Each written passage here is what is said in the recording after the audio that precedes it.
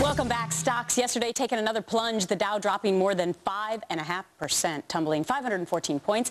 How can we cure our economic ills? Forbes magazine's special market report, which hits newsstands Friday, takes an in-depth look. Joining me live from Dallas this morning, Steve Forbes, President and CEO of Forbes, Inc. Good morning to you, Steve.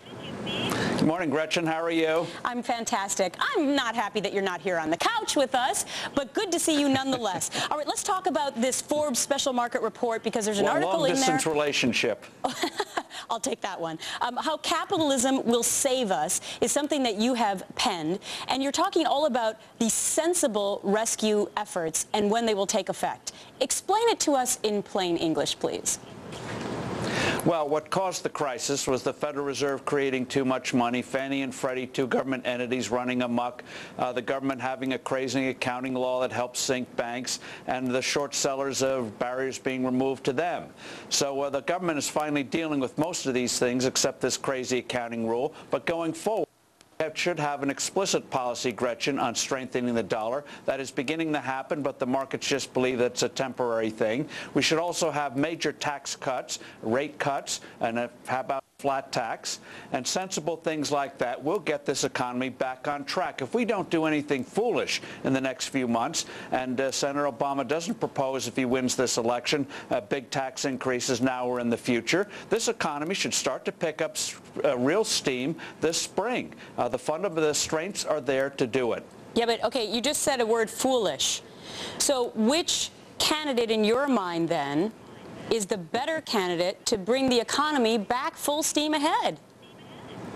Well, when you realize the tax burden on the American economy, the answer is obvious in my mind, and that is Senator John McCain. He's proposing reducing taxes on businesses. We have the second worst tax burden on businesses in the developed world. He wants to have middle-class tax cuts. He wants to temporarily reduce the capital gains levy and sensible things like that, R&D credit, things that will help get the economy moving again.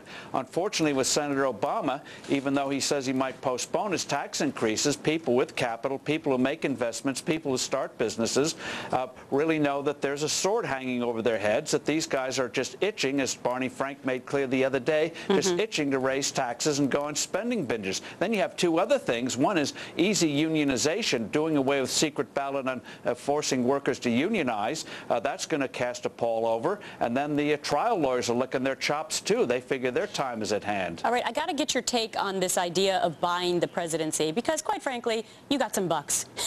And you might know what it means to have 150 million bucks in your pocket, as Barack Obama has right now. Now, according to John McCain, and he's right, Barack Obama went back on his promise to not take public funding.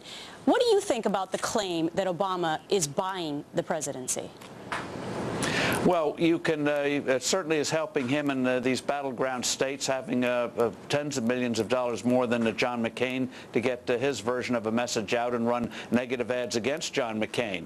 But I think all this underscores is, Gretchen, that after this election, we should have real campaign finance reform, and that is remove this almost IRS code-like complexity from campaign finance law, allow people to give what they want to candidates as long as it's online that night. Right. So you don't have these artificial restrictions. Let it be open as long as there's see. Right, no kidding. And I'm showing some maps of states here where Obama is outspending McCain in some states by a landslide. Obviously, people would argue that that has an effect. Steve Forbes, always great to talk to you. Next time, I'll see you on the couch here in the studio.